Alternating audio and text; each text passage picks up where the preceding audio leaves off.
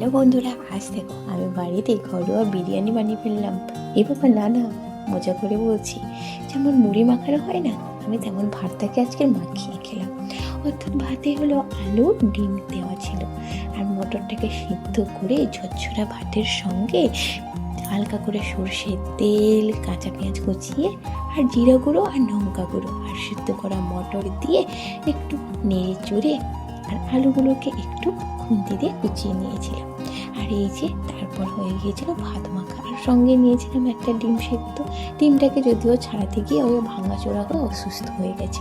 যাই হোক, ভাত মাখানোটা তৈরি করার সময় ভাবতে পারিনি যে এটা খেতে পারবো। মনে হচ্ছিল করছি তো, খেতে পারবো তো।